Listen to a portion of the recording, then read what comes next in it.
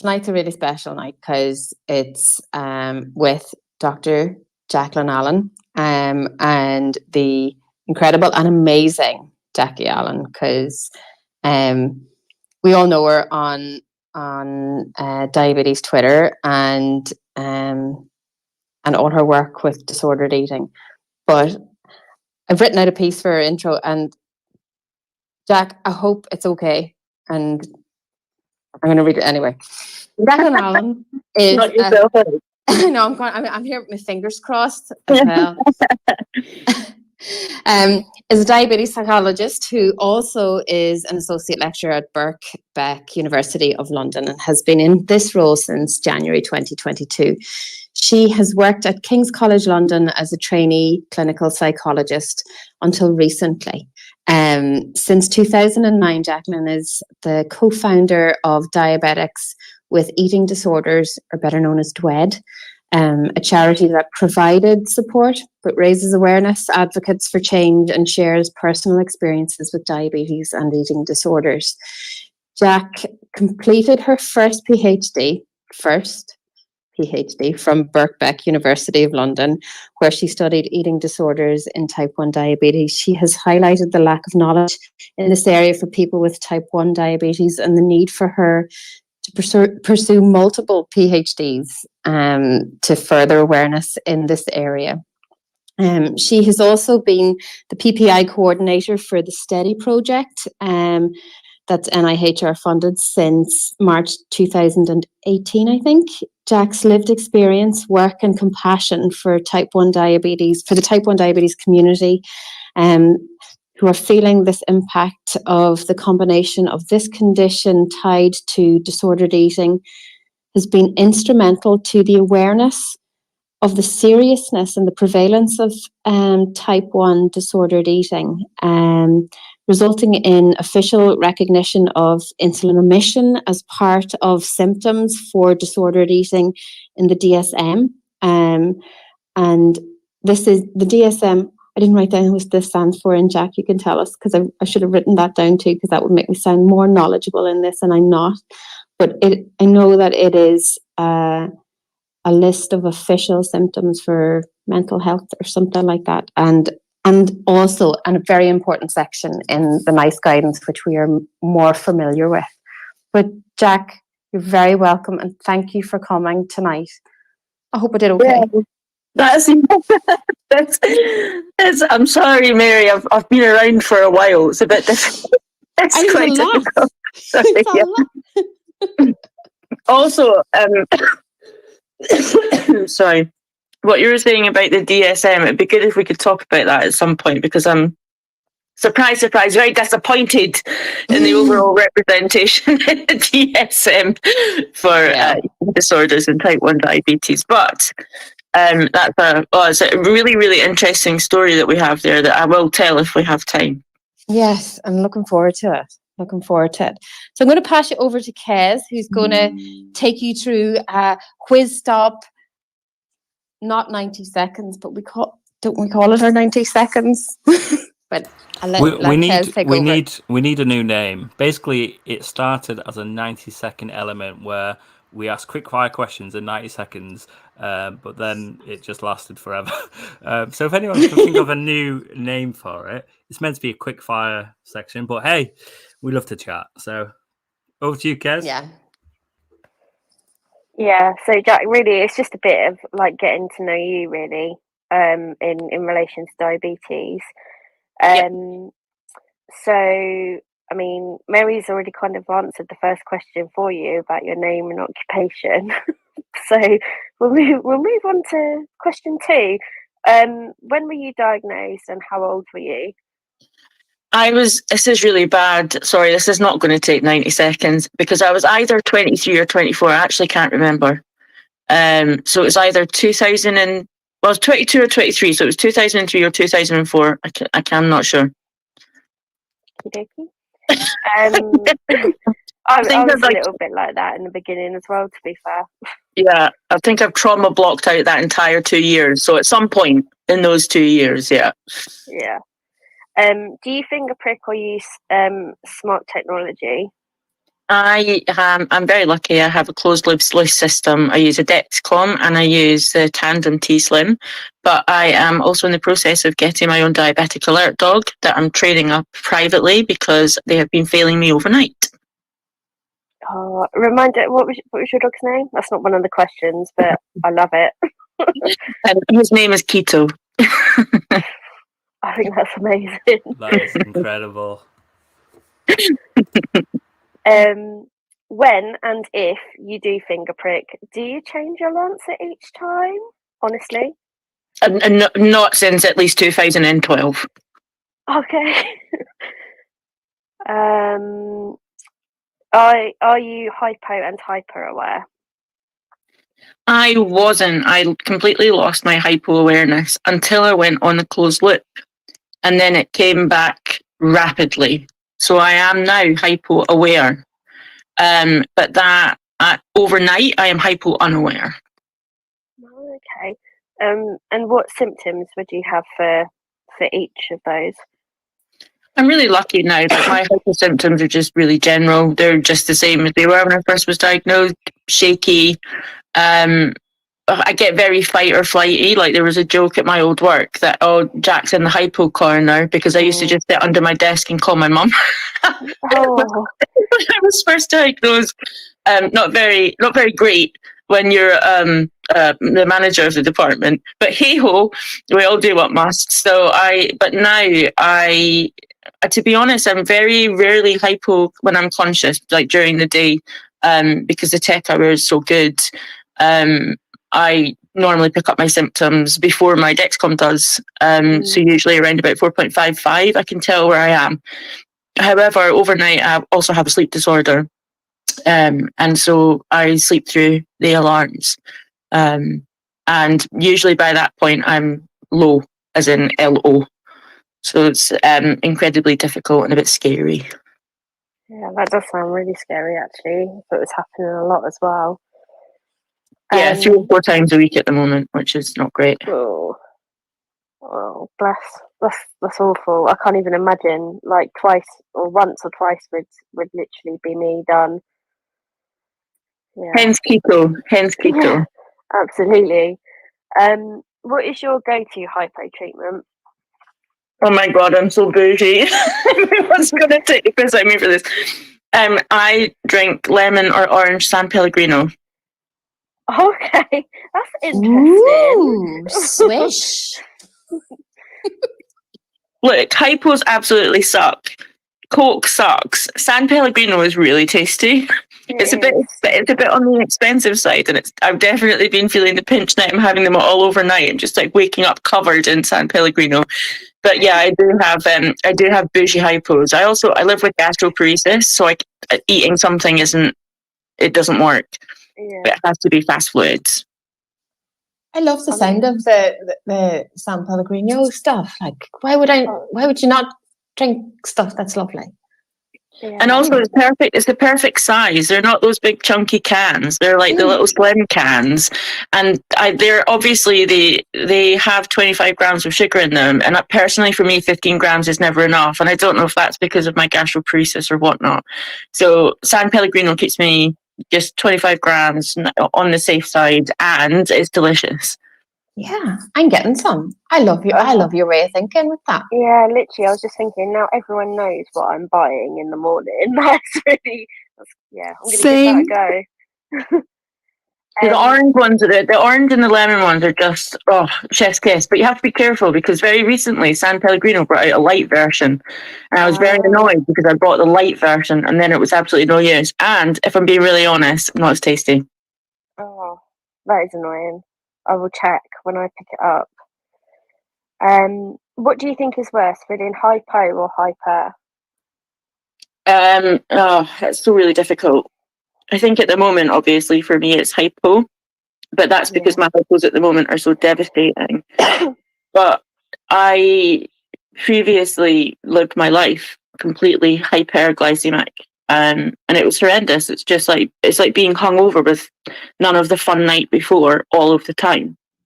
And no matter what I did, I could never get my time in range to anything like 50 or 60%. So I'm saying hypo now, but I feel that kind of the days of hypers are behind me. So the grass is always greener, right? Yeah, absolutely. What is one thing that you like about diabetes, if anything? What, you mean the fact that I've got my entire job? Yeah.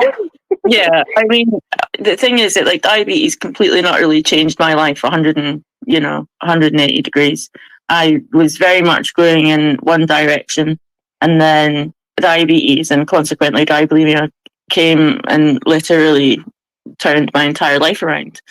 And I'm very lucky to have survived that. So I love now that I get to help other people with type 1 diabetes. It's the best job in the world. I spent a year and a half of my training working with people, young people and adults with type 1 diabetes.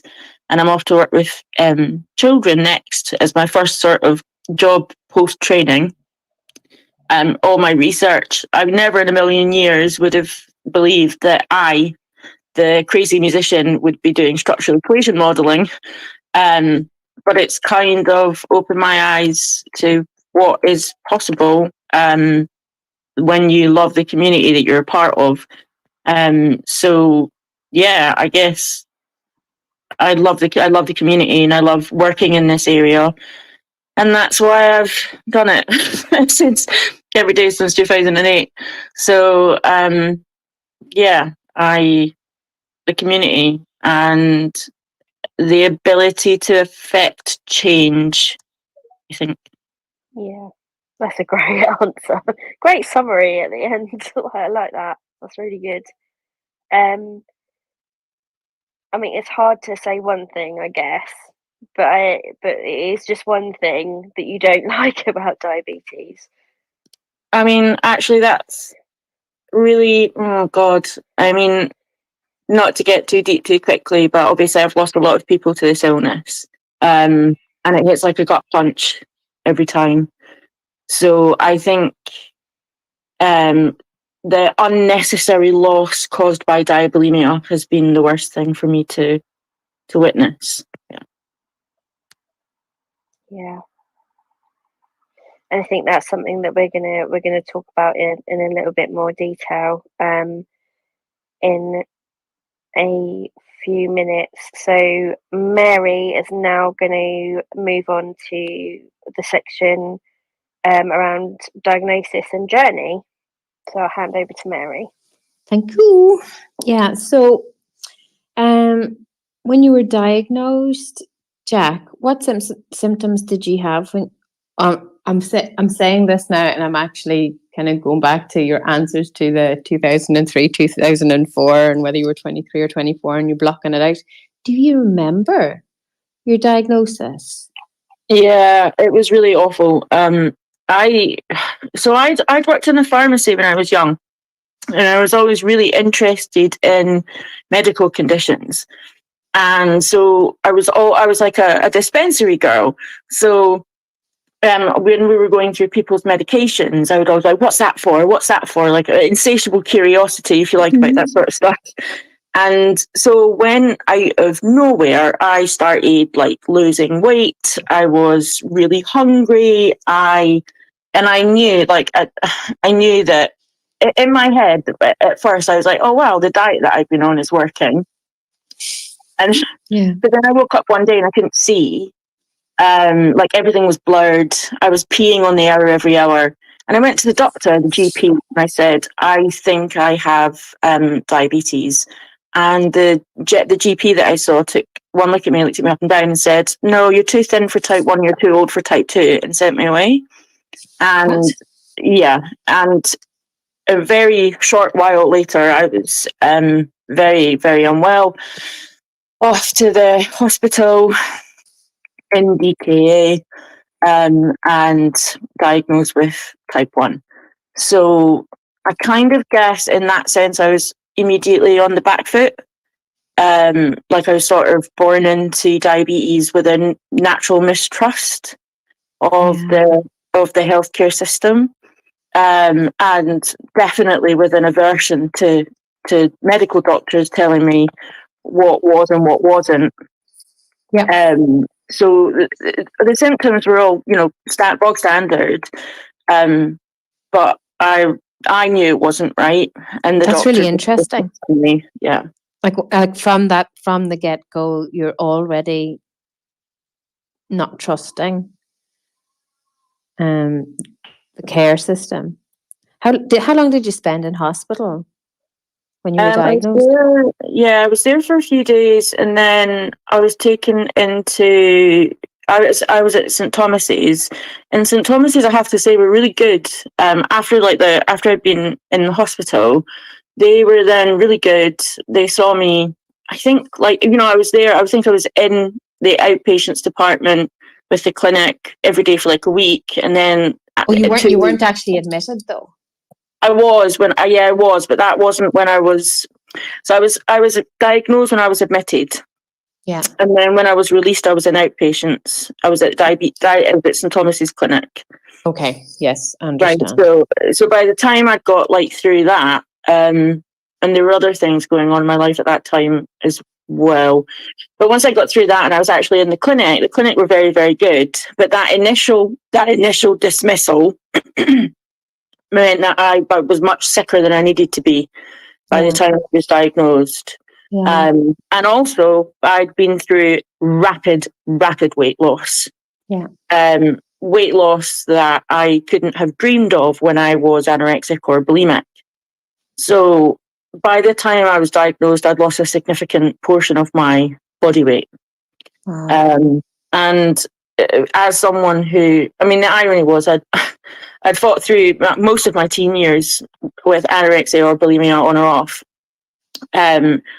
And I'd just gotten to the stage where I think I was finally coming out of it. I'd been in recovery for a year, and then bang, here comes this massive weight loss. And of course, the first thing that happened when I was diagnosed, they put me on a drip, and all the weight started going back on. And immediately I was like, I'm not doing this. Yeah. I'm not doing this. Insulin in my head, what that equated to was that medication's making me fat. Yeah. Not lack of that medication has nearly killed me. No, it's because I was so happy with the weight loss. I didn't really care. In a way, I didn't really care that I nearly died, because I was like, this is brilliant. With this weight, I can't shift it. And now it's just gone. I see. Yeah. And so you're 23 and 20, you're 23, 24 at this stage. I was 23 when I was diagnosed. It was 2004. Yes, I was 23 when I was diagnosed. Yeah, that's right. And like you say, St Thomas, is that guys in St Thomas's in London? Yes, and I was in St Thomas's. Yep. So you're clearly not from London, and your family are they up in Scotland? Yes, but I'd lived in London at that point for years. I moved down sort of 99, 2000, and I was grateful that they weren't around when I was diagnosed. How did they deal with your diagnosis then? Well, they didn't. Yeah. To be fair to them, I was an adult. Yeah. I'd done my first degree. In fact, it was 2003, so I was coming to the end of my first degree. And I was not mentally in a particularly good place anyway, so I was dealing with it very much on my own. Mm-hmm. And they didn't really know any of the detail, or just that doesn't even matter. That isn't even a question. I'm not even asking you that question. But you're right, because it's something that, because I'd sort of decided I was going to deal with it on my own and not really talk to anyone about it, it meant that when I did develop diabulimia, it was so easy to sort of get away with it, because I was saying things like, oh, I've had a diabetes attack. I understand. I understand. I totally get that, because I was 18 and my first term in Queen's when I was diagnosed. My family were hours away, miles away, and they don't know about anything about type 1 at all. So you could tell them anything. Yeah, I don't get me wrong, I love them to death now, but it wasn't easy at that point in my life. And it was sort of one of those things, when the first time I had a hypo in front of my dad, he was like, come on, we can sit down and talk about this. And I think I remember something like flying past his head, sort of like after that, and so it was very much like I kept it to myself. I was, my musical career was taking off, and I didn't want it to get in the way of anything. So yeah, you've talked about you mentioned being a crazy musician, and now you're a psychologist and doing clinical psychology. Is that right? I get mixed up between psychology and psychiatry. That's wrong, isn't it? So you're a clinical psychologist. I'm hopefully I've got my Bible on Friday. So. Yes, yeah.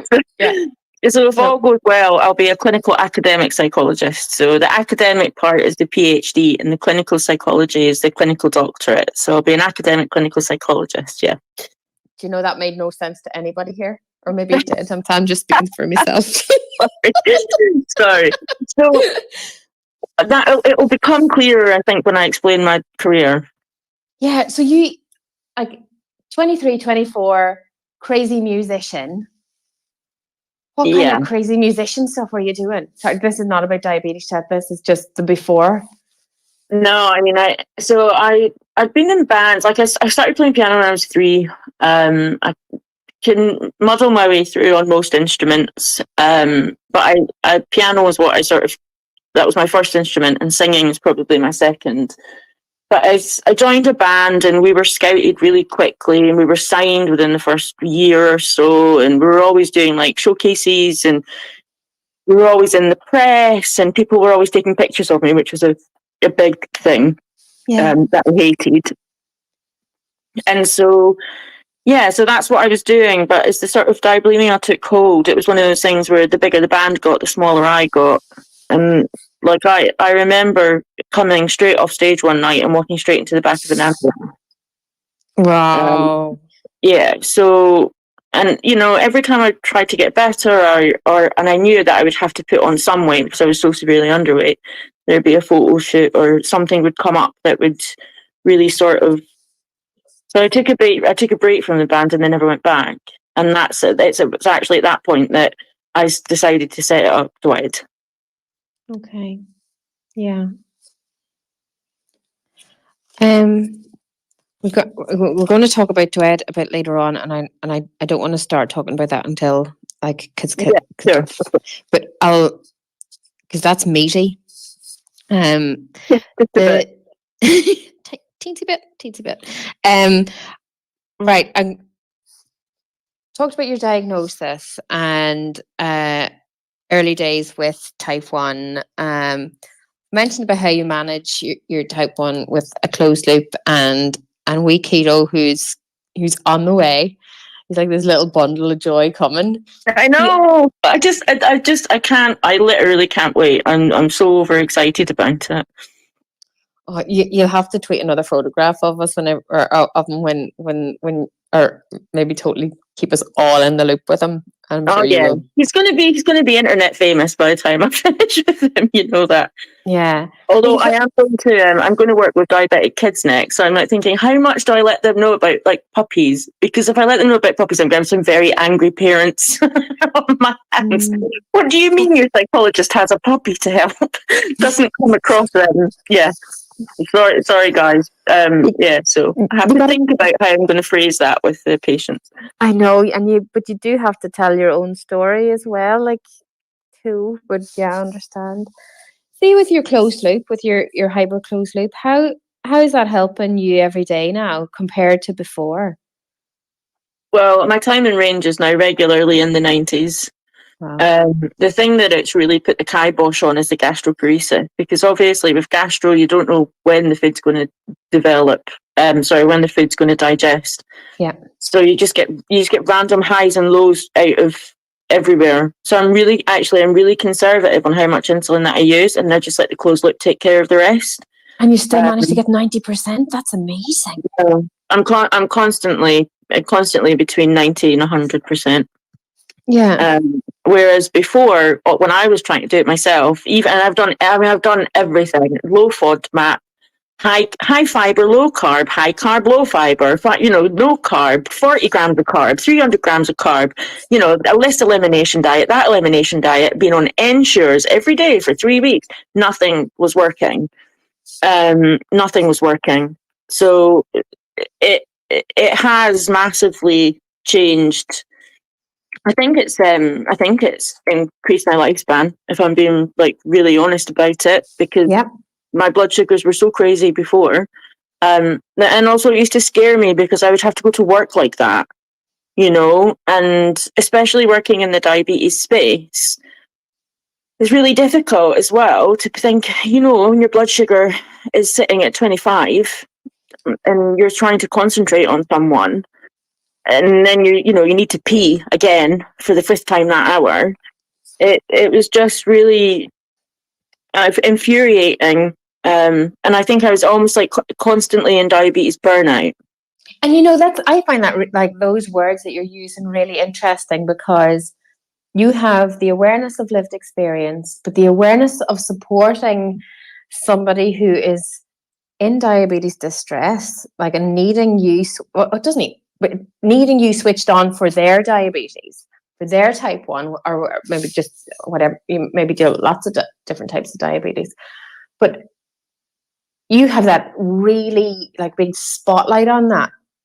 And there's a system that is helping you have clarity, and I'm going to say the word stability, but more stability that everybody should have, because we all do important jobs, because you don't have to have type 1 and help type 1 to know how important the system is. Whether you're a childcare worker or working in the supermarket, and supporting your family, you need that system if you need that system. Don't even get me started on the guilt that I feel, because sometimes the guilt that I feel just for being able to have access to a system. No, there's no guilt for that. You need that. Everybody needs that. I know that. I know that, but it still feels sometimes, especially when I'm working with someone with type 1 who's really struggling, and I'm not a medic, right? So because I'm not a medic, I can't turn around and go, ask about a pump. Do you know what I mean? Can you not write a note, a post-it note going, here, go ask?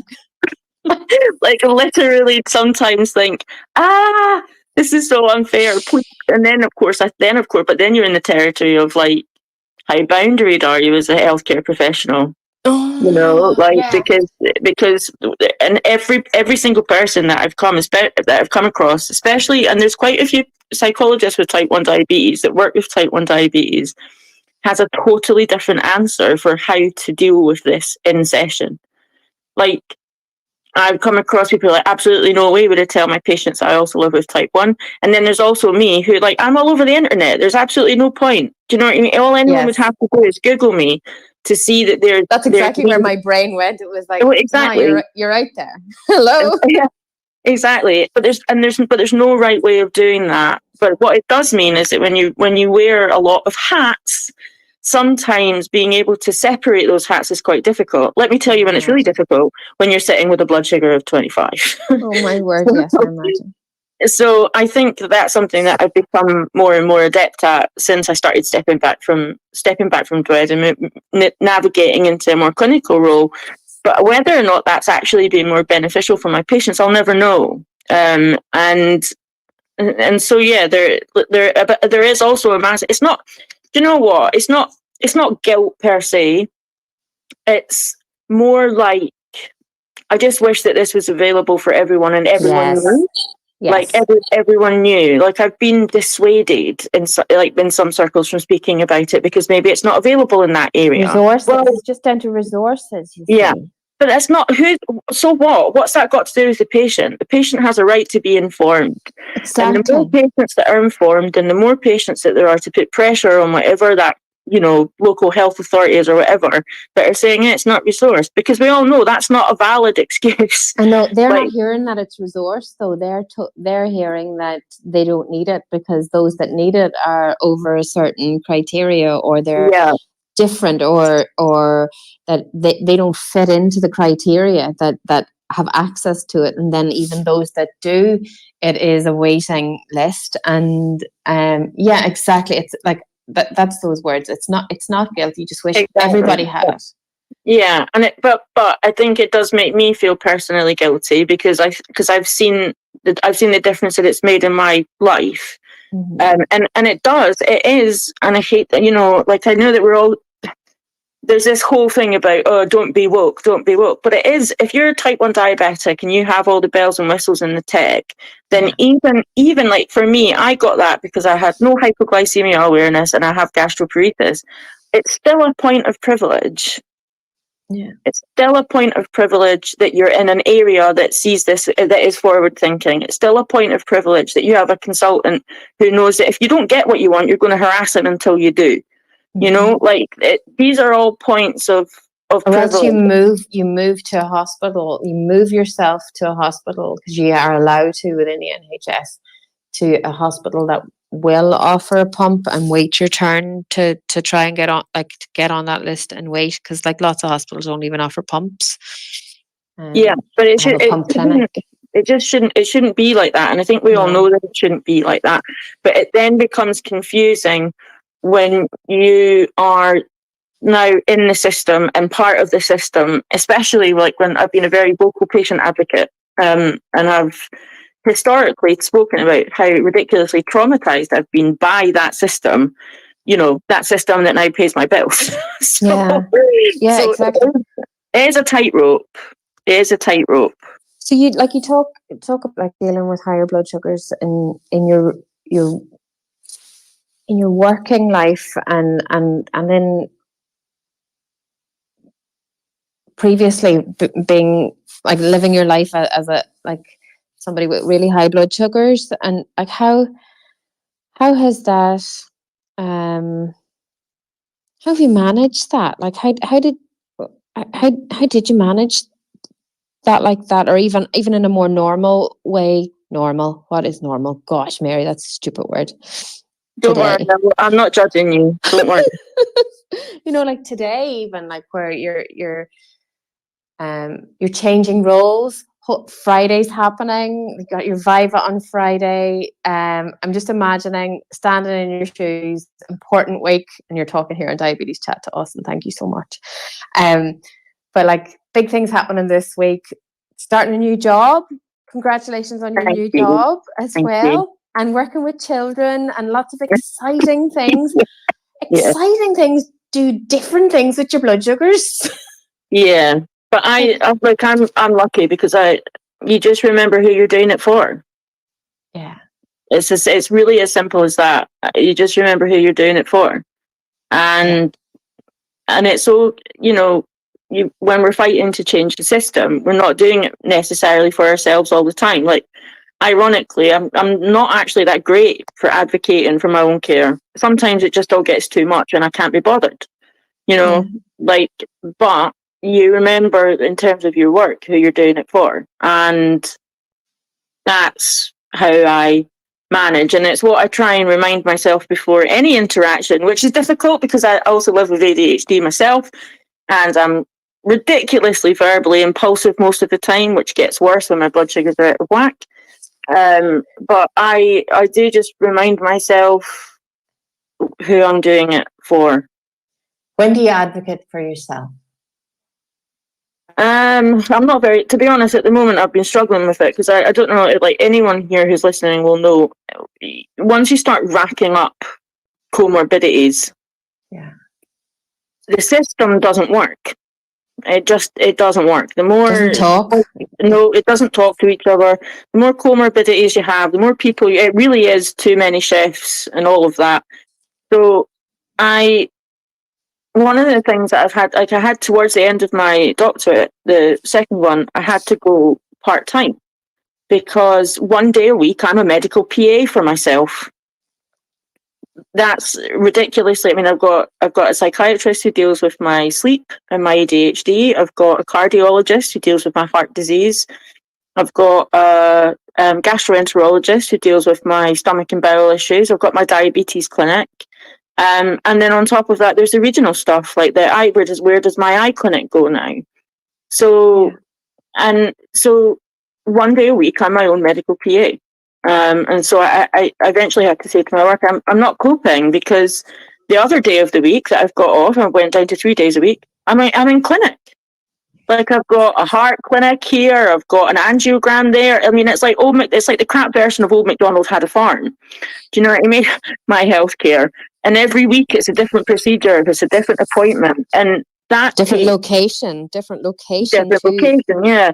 And that then starts taking a mental toll. It starts, and that then, for me, that's when it starts seeping into my work, especially when I've got patients who are coming in and going, I'm so frustrated at the NHS. And I'm like, me too. But that gives you this is a silver lining. That gives you fire. Must give you such a fire in your belly, yeah, I mean, of course it does, but what it does mean is that I have to be really careful about how I manage my time. So that's why I went down to part-time, and my new job is part-time. Again, no, I'm in a privileged position. I can do that. I'm not supporting a family. I'm supporting a cat and a soon-to-be dog, and my partner makes significantly more money than me. So I'm in the position to be able to look after myself now. You've worked very hard to get there too. So I have worked very hard, but there have also been structural things that I have definitely benefited from. For example, like when I was doing my PhD, I was able to take on volunteer work because I had a fully funded PhD and I was lecturing, which meant that I could afford to do the volunteer work, which gave me the clinical experience to apply for the clinical doctorate. Yeah. So it is a weird situation. So how I look after myself actually now, more than anything else, is I protect my time. That's how I look after myself. That's a really good thing, actually, because I've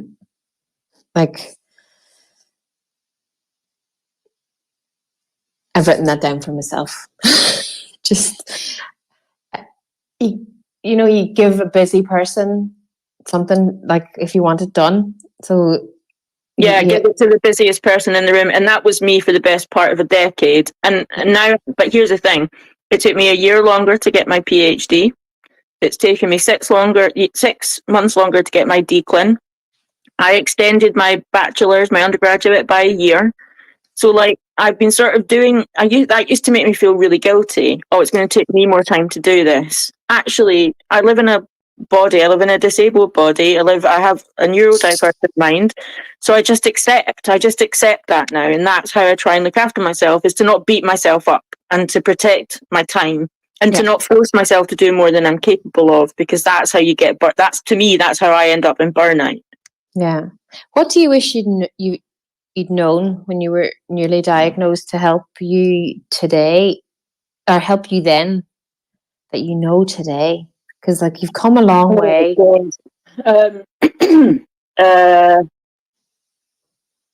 That's really difficult. I would have got myself into therapy immediately with a very, very good and qualified therapist. Someone who has a body, a registration body. And because I saw a few people who weren't qualified, and it did me more harm than good. And to sort of say, look, I live in a diabetic body. I need a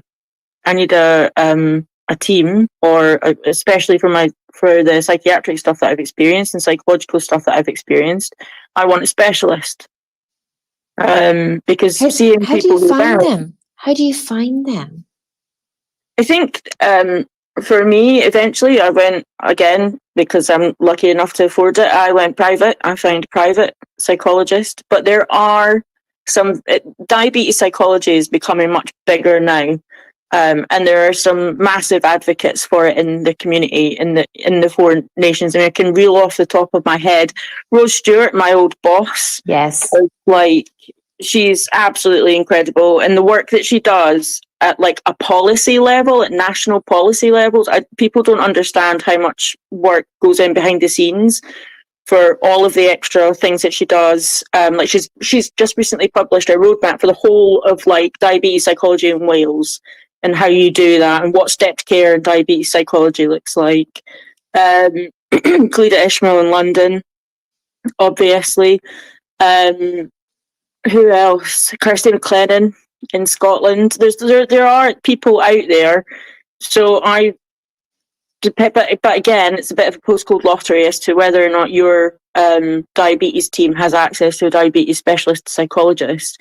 And I think that that's something that as a community, and I'm biased here, obviously I'm biased, I'm a psychologist, but I became this for a reason, right? Like, I chose this path because I thought that's where the need is. And I think we need to get better as a community to sort of say, diabetes psychology isn't quote unquote nice to have, because the only complication that we're all going to get, every single one of us, is diabetes specific distress. We're not all going to get neuropathy. We're not all going to get gastroparesis. Not all of us are going to develop eye problems, but every single one of us will hit burnout at some point. And to me, you need diabetes psychology to deal with that. Oh, absolutely, absolutely. And I think we have all been conditioned. Anybody who has been diagnosed, say, I'll even say more than 5 years, right? Anybody diagnosed recently or post-pandemic, they're a little bit more attuned to the mental health side of things and capturing people and bringing them on. But if you've been diagnosed pre-COVID, you're a little bit forgotten. But so when you're a little bit forgotten, and these are the wrong words to describe this, because it's not that they intentionally forget us, but we condition ourselves that we don't have diabetes distress, or like, because we're not depressed. We're not depressed. It's like this is our type 1. You can't take it away. Like, it's there. So you learn to live with it. Yeah. Like, I'm glad you brought that up though, Mary, because Jackie Sturt is a professor of diabetes nursing at King's College in London, and she's was one of the people to sort of say, look, what the patients are coming in with isn't depression. Mm-hmm. We're calling it depression, but this is very specifically linked to diabetes. This is diabetes specific distress, and so that's the thing, is that diabetes specific distress it's unique. It's unique to us.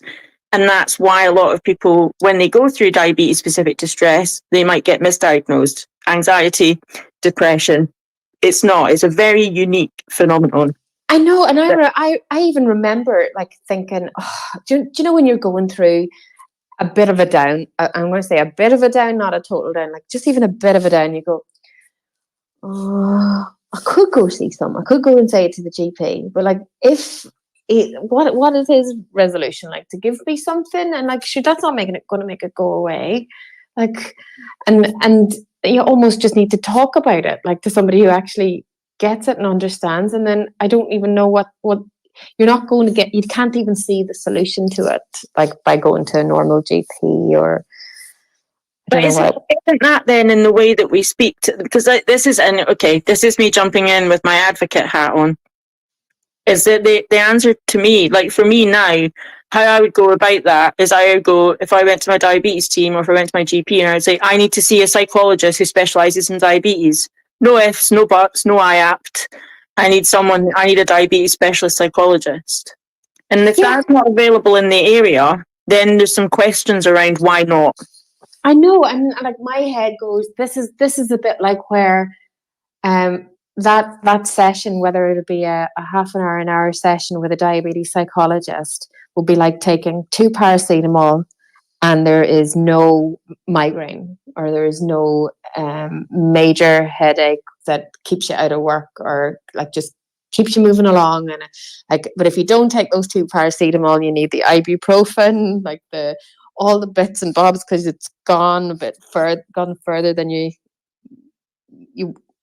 thought it was ever going to go.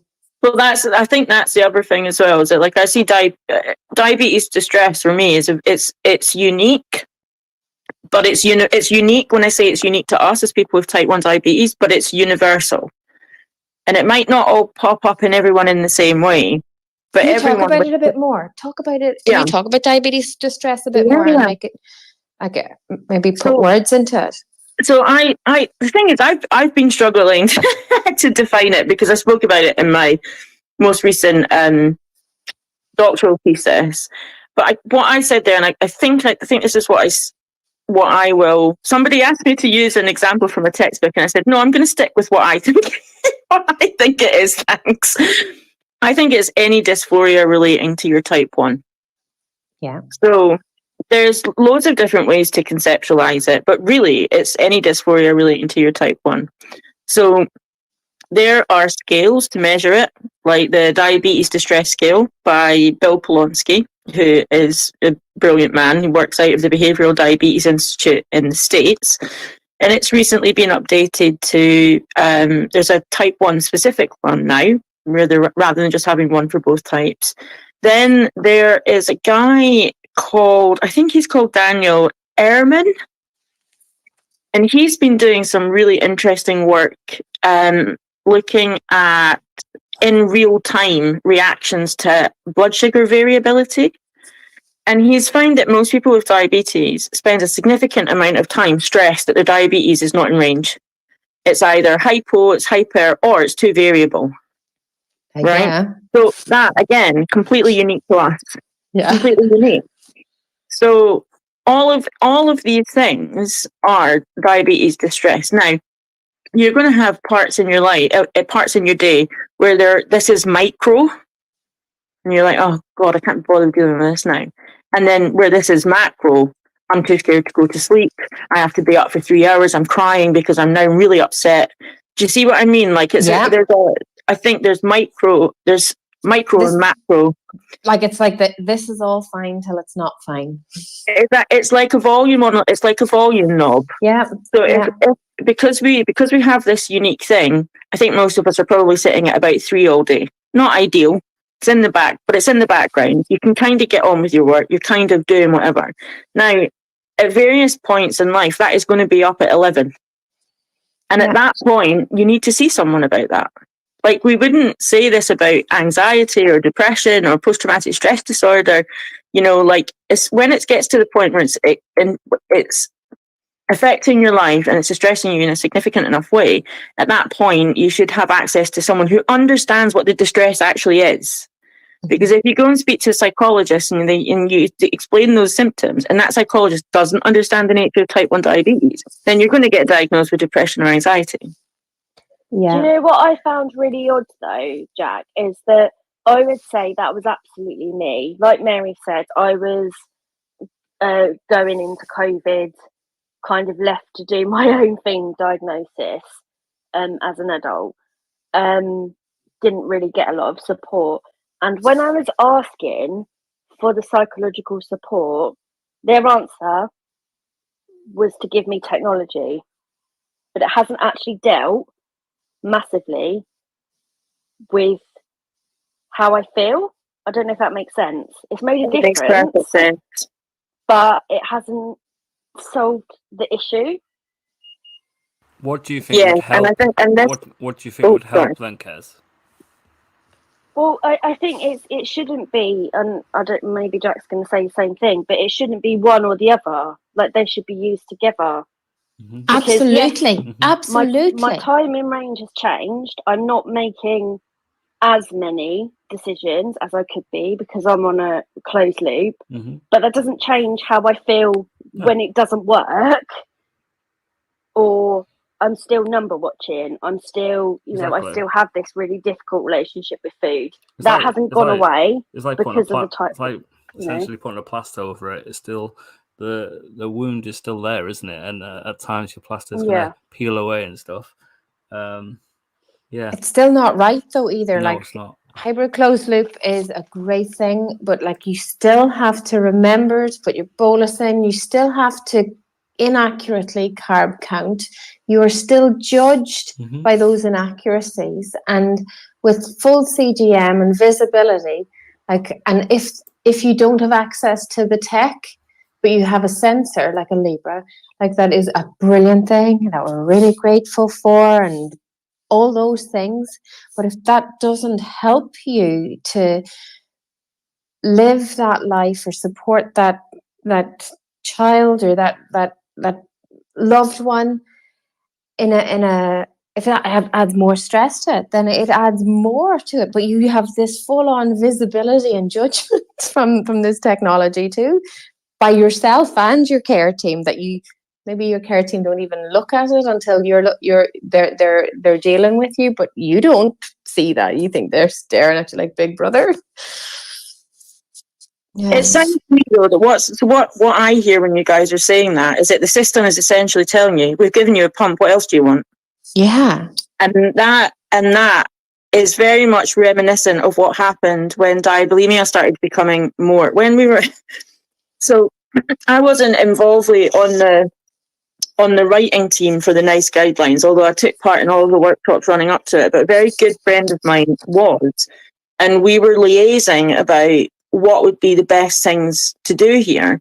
And someone put in that they wanted to have Daphne in there as treatment for diabulimia. Right, now, here's the thing. I don't have any problem with Daphne being utilised at the right time for the right person. But to me, it smacked of, what do we already do that can take away the pain? Well, they've got problems with food. We know that Daphne works. Let's just send them all Daphne. And that's like saying to someone with anorexia, right, we'll send you on a cookery course. Do you know what I mean? There's this thing about, it's that thing about being reactive in the system rather than proactive. Yeah. And being proactive says, yes, tech might make diabetes somewhat easier to manage, but it's not going to take away the diabetes. It's not a cure. There's still, I mean, never mind the systemic things around the patient. Are they getting bullied at school because they've got a Libra on? How is their family reacting to their type 1 diabetes diagnosis? None of this stuff is going to be changed by bunging a pump on it. No. Not that I'm saying that pumps are a bad thing, but it's this notion that anything is a cure-all that bothers me. And on top of that, there are so many unintended consequences that we're seeing now of tech that are ironically affecting people psychologically very negatively. Yeah. Does that mean we take the pump away? Absolutely not. What we do is we go and we speak to diabetes-specific psychologists. We engage the community in a good dialogue with people who actually understand what's going on and say, right, how do we treat these? What are the things that are coming up? And how do we develop psychological models to help people cope with this? Because ultimately we know that this pump is a good thing. But insulin is a good thing, and diabulimics still didn't take it, myself very much included. So it all seems a bit... It's not quite there. It's not all... I don't think it's ever going to be there. No. Like, at the end of the day, we live with what can be a very debilitating, life-threatening illness. And all of us are doing our best to get through every day with the knowledge that we live with this very debilitating, life-threatening illness. And it's invisible to other people. It's invisible. Exactly. And we squash it in ourselves. I think a lot of the problems, psychological problems that diabetes comes with, is because we try and make the diabetes smaller than it is. Yeah, I think so too.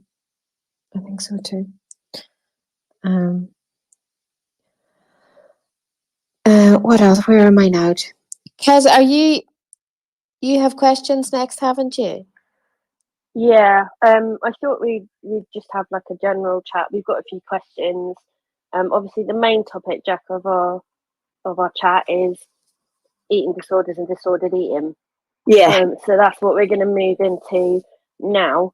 I did just want to say though, because it is something that we talked about, obviously when me, you and Mary chatted, guys, we're happy for you to ask questions, but none of us are going to be able to give you medical advice, which is something that Jacq mentioned earlier as well.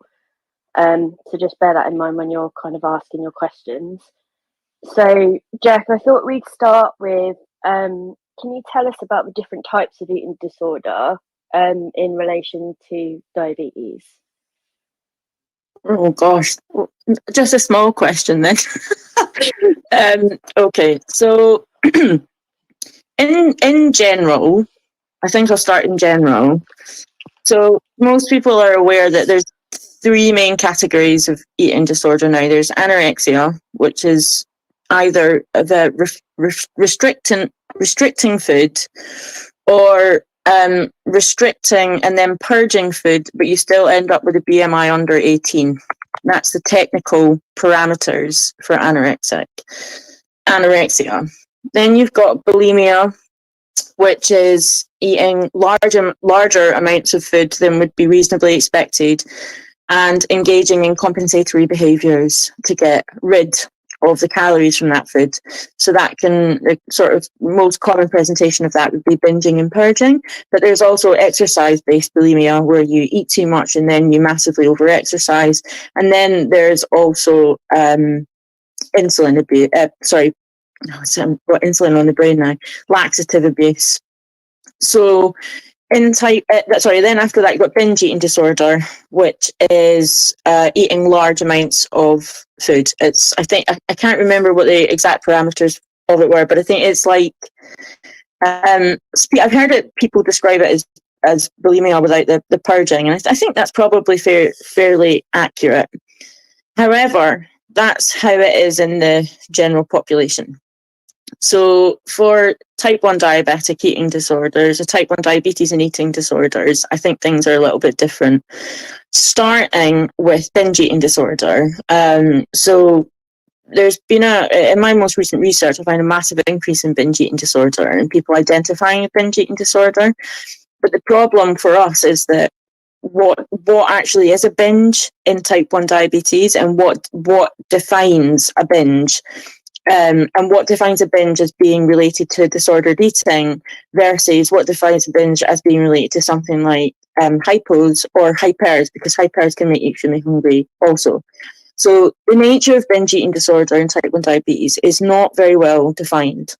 Then on top of that, you also have diabulimia. Now, diabulimia is a term. A lot of people have said that it's come out of the media, but it didn't actually. It came out of the Joslin Diabetes Center, which is attached to Harvard in the US, and it sort of emerged towards the end of the 80s. So if people say this is a new phenomenon, you can say it's absolutely not. And the person who told me this is Anne Goebel-Fabry, who actually worked at the Joslin. So it became popularized by the media, having been used by patients as well in the late 80s, but it became popularized in the media towards the end of the 90s, beginning of the noughties, and it specifically relates to not taking the appropriate amount of insulin to deliberately induce weight loss. So that can mean emitting basal, emitting bolus, emitting both, disconnecting pumps, putting yourself into DKA to lose weight. The main thing here in diabulimia is that it's related to weight loss, or at least that's how we conceptualized it before I left DWED. Now we have to talk about anorexia and bulimia in relation to type 1 diabetes, because this is now getting very confusing as well. The parameters around what constitutes anorexia on a type 1 in someone with type 1 diabetes is also problematic, particularly with the new proliferation of tech. So what is happening is that we're seeing people who are number obsessed, line obsessed. They don't want to break their line, so they're not eating, or they're terrified of getting complications, so they don't want their blood sugar to go high, so they're not eating.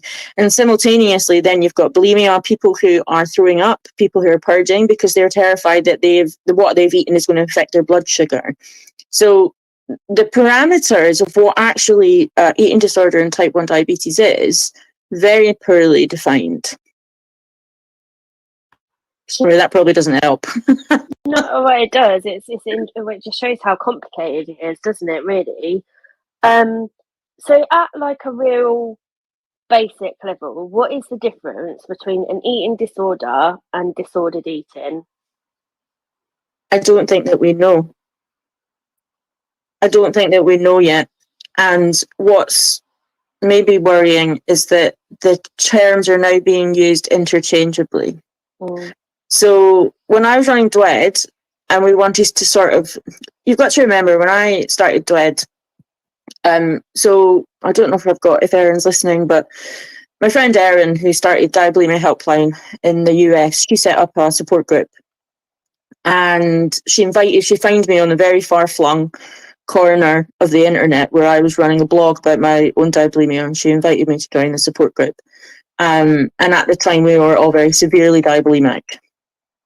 And the things that we were being told as a group were shocking. Things like, oh, I had a doctor actually say to me once, well, we'd all like to lose weight that way. And I just remember thinking, what? And end up with no eyesight or minus a limb. Or my favourite one, that's not real, it's made up on the internet. Or it's just a phase. That's something that came through a lot of time. Or my favourite, oh no, they're not, they don't have a disorder, they're just being rebellious teenagers. Like, the amount of crap coming out about diabulimia was just really, it was so sad. And at the time, of course, what do you do when someone's going through something like this? You tell them, go to the doctor. But they were coming back to the group just devastated, absolutely devastated. So when I set up DWED, although we did look at all eating disorders, we were focused on diabulimia, as in, like, this is real. It's a real phenomenon. All of us were singing from exactly the same song sheet. Do you know what I mean? The symptoms, the way that we felt about insulin, the way that we felt about our weight, the way we felt about our body shape. And I think because I'd had an eating disorder previous to being diagnosed, I was like, this is a disorder. This couldn't be any clearer. This is a different type of eating disorder, but it's definitely an eating disorder. Now, to me, putting the word disorder on it means that you get help, right? Because you have anxiety disorders, depressive disorders, eating disorders. So at that point, we very much were saying, this is diabulimia, it's an eating disorder, because that's what we felt we would have to do to get taken seriously and to get things like diagnostic criteria. Because, look, there's huge debates at the moment in psychology, particularly about whether or not anyone should be diagnosed with anything. And I think that some of those arguments are valid. But let me tell you, trying to get support when there is no disorder, there's nothing that's in the code that your GP doesn't know what to put you through as, was absolutely devastating. I mean, I personally was diagnosed with anorexia. I was like, I've been anorexic. That's not what this is. And I had CBT for anorexia, which of course failed because I didn't have anorexia at that time. So the difference for me when talking about disordered eating rather than having an eating disorder is that disordered eating to me suggests a bit of a problem. But an eating disorder is something that you need help immediately for. But I don't know how right that is. And in fact, the longer that I work in this space, you know, every time I get another qualification, I feel like I know less. Like I'm less certain about what this is. And I actually think that we need to go back to the community. We need to start doing large scale, global community work to define the boundary. What's a problem and what's a disorder? And to be honest, there's days when I've sat, because I live with gastroparesis, I've sat and I've thought, I'm not eating today. I'm not going to eat today because my stomach's full. I'm really uncomfortable. And then there's an eating disorder voice in the back of my head that goes, good job. So even now, with all of these qualifications, with all of this work in the space, I even struggle myself to sometimes think, what is normal for my diabetic gastroparetic body and what is a mental illness? So to be honest, I don't know if I can give you a good answer for that. I think that that's something that as a community, we need to come together and decide. And even then, the amount of voices that we need in that are huge. Especially, I mean, I always think about the lack of knowledge that we have about dealing with this stuff in men. Dealing with this stuff in men, and also in people of colour, because there's the research dearth is massive. Like, there's, as much as we are now starting to catch up to diabulimia as real, it's now at the time where the input of technology means diabulimia, I think it's always going to be there, but it's not where it was 10 or 15 years ago. Rates are coming down, but what we're starting to see is anorexia, bulimia, and binge eating disorder, people who identify with those terms, going up. So what's changed? The proliferation of technology. So I guess, I mean, I would love to give you like a good, solid answer, but I don't really think it would be my place to do that until the research has been done.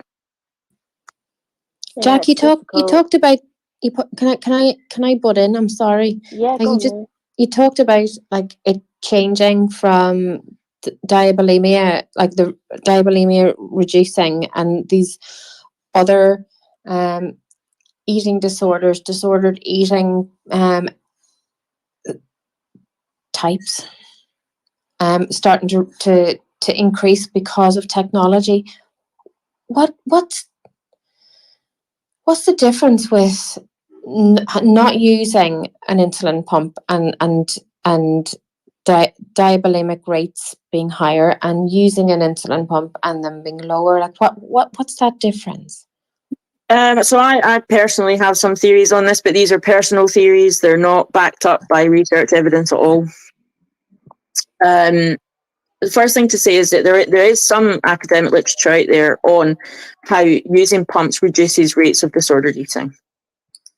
And if anybody ever followed a Twitter I used to run called PA1D, Psychological Aspects in Type 1 Diabetes, I used to tweet out all of the papers. It is there somewhere. So I personally, I think probably because it's attached, because it's, okay, bear with me. You're getting your basal, you have to stop taking your basal, mentally stop taking that, whereas you can very quickly not take your basal one night and then you're away without it for 24 hours. Yeah, but also like injecting, and by the way, this is just me thinking out loud. Injecting for me was very active. It meant that 6 times a day, sometimes more, I was pulling something out, looking at it, knowing it was going to make me fat and injecting it into me.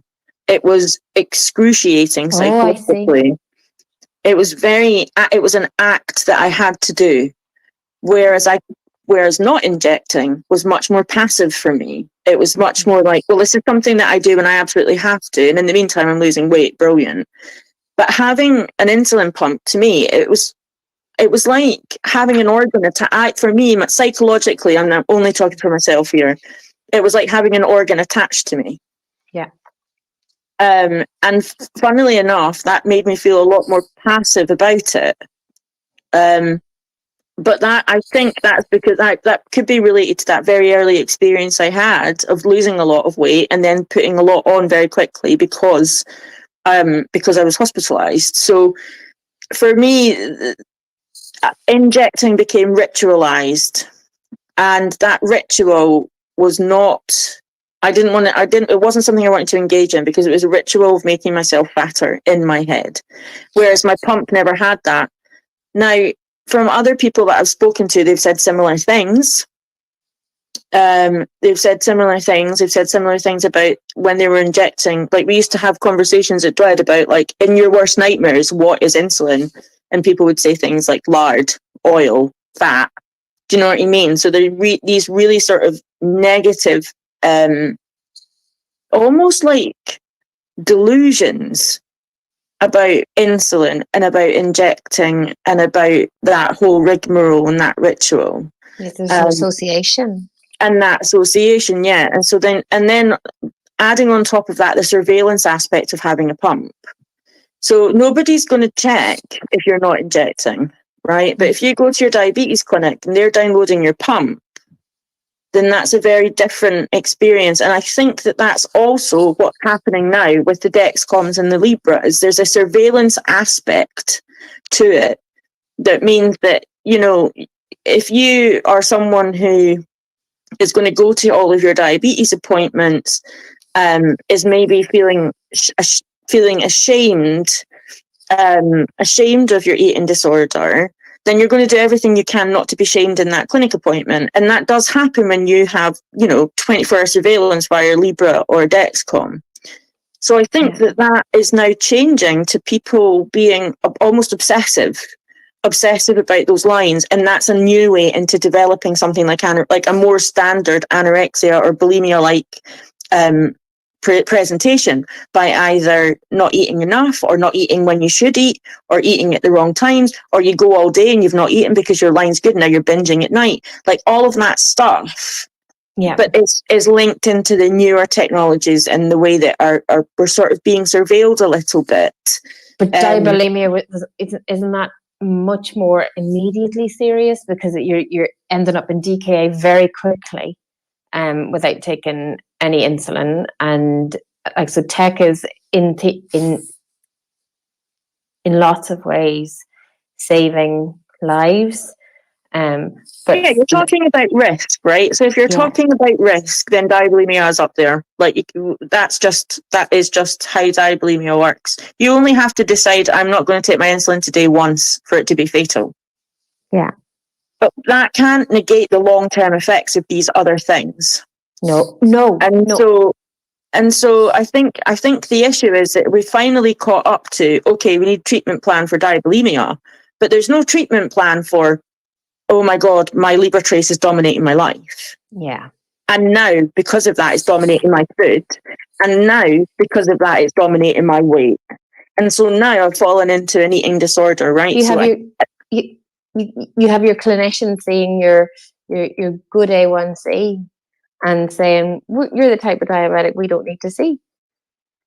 Well, this is the thing. And also, like, previously, so you've got to remember, DSM-5 came out in 2013, right? So previously to that, we were saying, okay, it's diabulimia as an eating disorder because it's primarily driven by weight and shape, right? So now, great, that's our definition of a disorder, driven by weight and shape. But then in 2013, you have binge eating disorder, which isn't driven by that. So we can't really say that now either. But I think previously my answer would have been, it's a disorder if it's driven by your weight and shape. It's disordered if it's not. It's really difficult, isn't it? Because I would say, and I'm quite open about this, I had anxiety before I was diabetic. I had issues with food before I was diabetic. But like you said, it was when you were diagnosed with anorexia, when you were saying it wasn't. With the type 1, I found that there were lots of issues with the diagnostics, because they sent me to an all-age eating disorder service and they were like, this is diabetes psychology. There is no diabetes psychology in our area. So it was like I said, we'll have technology, but that hasn't actually dealt with the issue. Like it's I had the Libre before, but it was that, well, my levels are too high. If I eat now, I'm going to end up much, much higher. Yeah. So I'm just not going to. Yeah. And then it will come down, I'll either inject or it'll come down or whatever. And then I'll end up with this amazing time in range. Yeah, and funnily enough, and like you were saying about the diagnostics, if you're using a standard like screener, which very often happens in primary care, to decide where you get put, what mental health service you get referred to, that alone means that you're anorexia risk. But it doesn't take any of the context. Mm. So that was my last piece of research, was on basically why all of the screeners for eating disorders in type 1 are crap, and we shouldn't be using any of them, because they don't contextualize why someone with type 1 diabetes might be doing something. So why did you decide not to eat? Why are you avoiding whole food groups? Why do you only drink diet soda? And yes, these are all questions on common screeners. Yeah. It's a totally different condition to, like, diabetes is just like this umbrella. Like, even within type 2, there are different ways it's managed. And like, so however you manage a condition, or however that condition is in the body, like, it makes so much sense that you would have something specific for that, wouldn't it? Yeah, and so there is a specific screener for diabetes, but it's not taking the role of diabetes technology into consideration. So this is the thing, we're always kind of like, I think with how slowly systems move, we're behind what's actually going on at the coalface. And that's why I think there needs to be a much larger, consistent conversation with the community.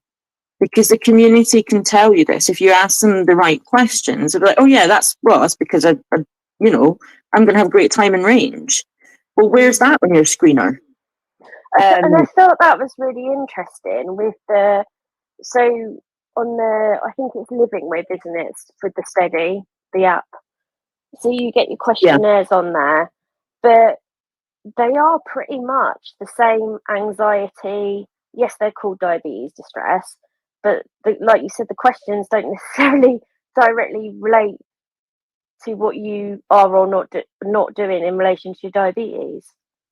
Yeah, and this is another problem. There's a lack of, I think, valid psychometrics. There's a lack of valid psychometrics that have come out of the community saying, well, wait a minute, what about this? Because, I've been reading through a lot recently, and I'm like, great, okay, let's have a look. Who's doing their PPI? Who's talking to the patients?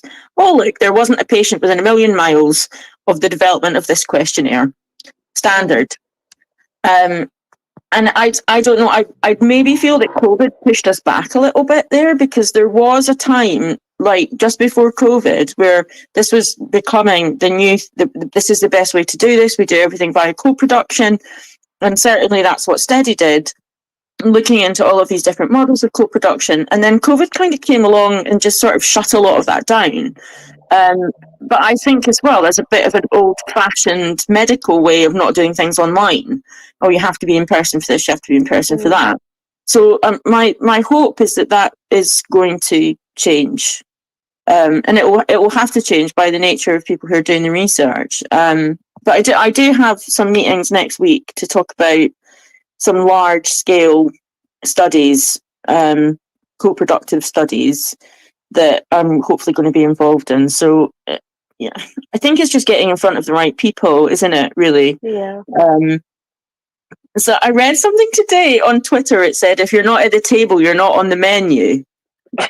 And I thought, that's so true. I think it was somebody saying about, like, because, Diabetes UK professional conference has just passed, and they weren't talking about eye screening a lot. And so that popped up. If you're not sitting at the table, then you're not on the menu. And I do think, like, because of DWED, diabulimia was on the menu for a really long time. And I don't know how you guys feel about this, but I think there's a sort of movement of, like, when patients, and I count myself within this, when we're in the room, when we're in these environments, it can be very overwhelming. You're often the person who's doing, the majority of the emotional labour.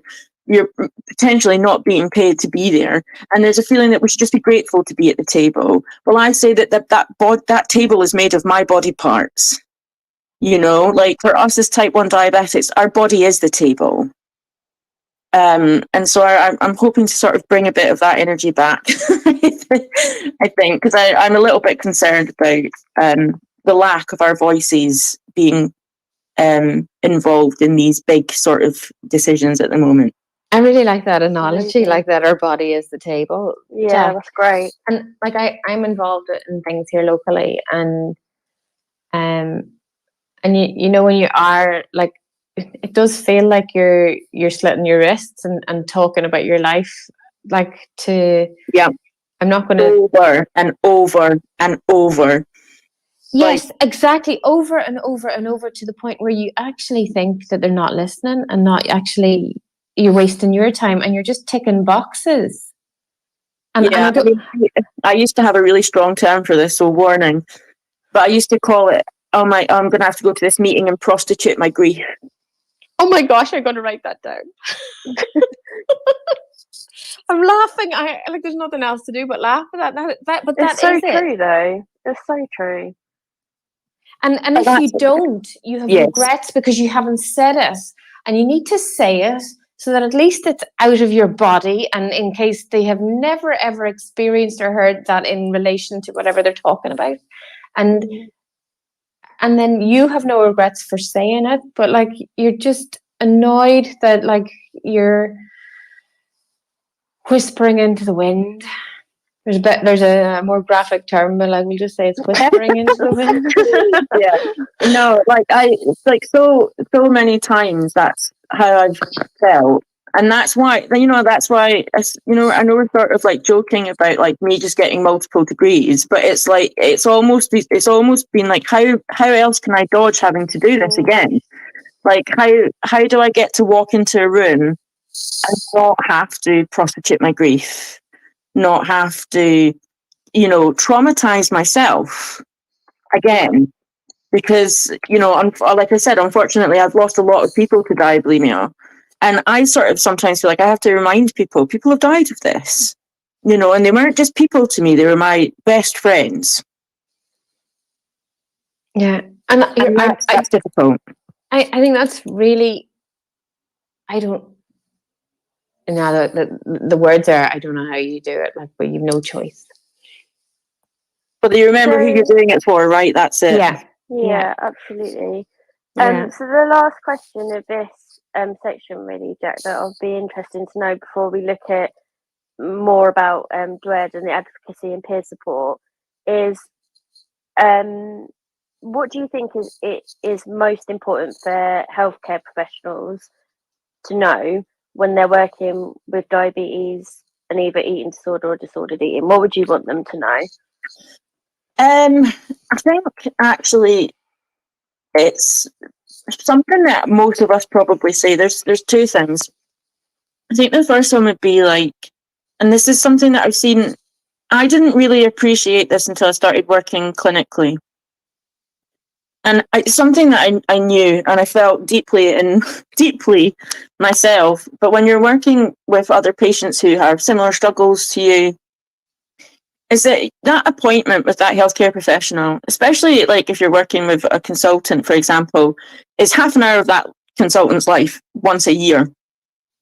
We have to deal with this 24 hours a day, 7 days a week.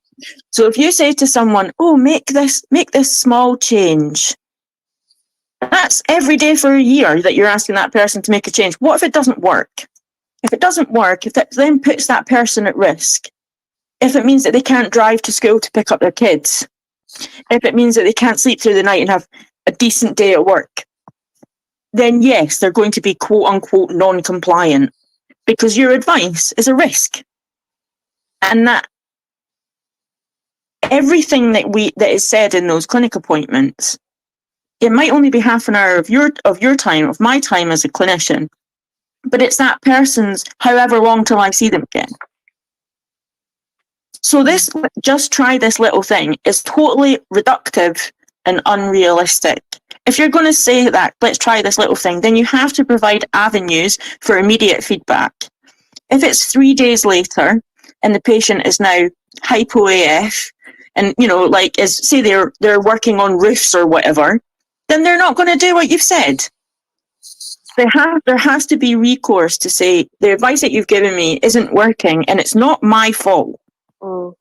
I don't want to turn back up in the appointment and be spoken to like I'm a naughty little girl or I'm a naughty little boy. I didn't follow that advice because it wasn't working for my life. That would be the first thing. The second thing to say, what would be, diabetes psychology is evolving. It is constantly evolving. It's a relatively new field, but it is absolutely vital. So if you are in a situation where you don't have access to a diabetes specialist psychologist, or if that diabetes specialist psychologist doesn't understand eating disorders, then you have to, as a group of patients, we have to get involved locally and start making noise and complaining about it. And that's why I'm bringing DWED back. So for ages, I thought it wasn't going to be DWED, but it is going to be DWED 2.0, called something else, because I think, again, as a community, need to get together and start putting pressure on the right people. Oh, thanks, Jacq. That was a really amazing section. And what you've just said leads in really nicely to the next bit that Mary's gonna do around the mental health advocacy and peer support. Oh gosh, I'm just here scribbling loads of notes because like that was epic, Jacq, and I know I'm going to forget them, and like the bit about like DWED 2.0, I know that from the other night, like I know even more like that how important it will be, and it was, but from the other night and hearing you tonight, jeepers, I know how hard it's going to be, like for you, and what does mental health mean to you? This is like a huge thing. Like I like not DWED 2.0, but like all this thing now. This is all like your work, and what does mental health, like, what does that mean to you? Do you mean to me as someone with type 1 diabetes, or to me as someone working in mental health, or as an academic? Actually, do you know what? As all those together, and like so. I don't mean I mean good mental health. Okay, this is what it means to me, really simply. Diabetes sucks. It absolutely and utterly sucks. It is an absolute bollock of a chronic illness. And it doesn't have to be any harder. So good mental health means that I am able to live with my diabetes while recognizing that it sucks and knowing that it is very easy to fall off the tightrope when you're forced to balance on it to survive. So all I want to do is provide people with a net for when they inevitably fall off the tightrope. Oh gosh, I have goosebumps on my knees. Like that is just, imagine knowing you had a net. Just that even it was there. Yep. Oh, just to bounce you back up, just to give you that bit more support. Yeah, that bit more encouragement. I love that too. Yeah. Sorry, I'm writing this down. But that is what mental health support should be. Yeah. It's a net, because this is an impossible balancing act. And everyone is going to fall off that rope at some point. Good mental health support means that the shortest time is the shortest time for you to get back on the rope.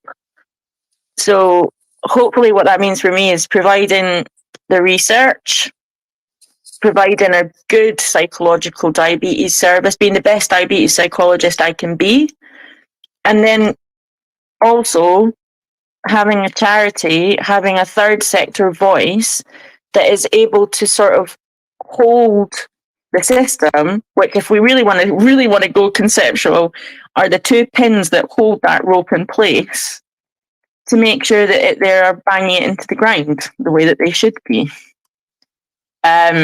So yeah, I suppose that's it. Yeah, that's just incredible, and that's good. I'm just going to tweet out, guys, because I'm aware of the time as well for our open forum, and I want to hear from the community as well. So I'm just going to put, what does mental health mean to you, and what do you do to improve your mental health? So feel free. In the meantime, put what does good mental health mean to you? Like, because I don't know. I think like when we say mental health, we're like, because I don't know, maybe it's me. Like I think, oh, that's the negative bit. Like that's like, oh, that's my mental health. Like it's not great. Like, but it's what does a good, what should it look like? Yes. What should it feel like? Yeah. Jacq, also, I have to shout out to my bestie because I know that she's listening. So she's my good mental health net, Sandy. She's on the chat. Class. What's her? What do you call her? Insulin junkie is her. Oh, I see her. Yeah. Oh, Sandy, you've been in here all the time. Yeah. What was I going to say now? Distracted by a lovely thing. Jacq, what support? This is a big question. What support are you aware of? And you mentioned DWED 2.0, so that's something in the future coming back. Not today or tomorrow, but what's out there right now that like people could go to or ask for, or should be just even asking for, knowing that it's not there? Well, there's pilot studies for both eating disorders and disordered eating. Kind of, there's one in Bournemouth called the Compassion Project, And then I think that's now been made a permanent service. Then there's the Tide Clinic in London. That's at King's College London, run by some absolutely and utterly fantastic women who have been absolute pioneers in this space. But I think Phenomenal work. That's for more, they're definitely on the more severe diabulimia and also like comorbid, like mental health comorbidity side. But if you're, I know that they have inpatient services as well. Then there's various research projects. I'm not sure if Steady's still recruiting. I should probably know that, given that I'm PPI manager on it. But Steady, which is you don't have to be as severe diabulimia. That's for more what we probably would say is like disordered eating, going on at King's College. But it's important to say that that's like a randomized control study. So you might get onto the project, but you also might not. Then there's, oh gosh, I mean, I think that's kind of it at the moment. Any Facebook groups then for so there's Diabulimia Helpline run the largest one in the world, which is called Diabulimia Awareness on Facebook, and they've got like thousands of members there now. We run a small one, but it is small. If you go via the DWED website, dwed.org.uk, it's called Tide UK, and there's a friends and family group there if there's any parents or siblings or partners who are struggling to cope with their loved ones' eating disorder. Yeah. But I think when DWED comes back, which won't actually be too far off, I'm looking in the next sort of 2 to 3 months, we're going to be doing sort of like peer support facilitated group therapy type stuff, and then also like just rant rooms. So watch this space for that, because DWED is coming back. Rant rooms, yeah. Love it. Love the name. Diabulimia, it sucks. Diabetic eating disorders suck. And it's important, I think, for us just to have a space to go, this sucks. On top of then also maybe having some online therapeutic groups, which I'll be running. Lovely. Gosh, brilliant. Once I'm actually qualified. Friday. Forever. When you do this is a tangent. When you do your Viva on Friday, how long does it take for it to all fall in? I should know this because I'm married to my husband's in academia, but like I don't know some of the connections. I don't know. So my PhD Viva was 3-4 hours, I think. Maybe longer. I think I've trauma blacked that one out as well. And then my Declan Viva, I think will run probably about 2 hours. Okay, and then it's like celebrations, like you've passed, or commiserations. Celebrations, positive mental attitude.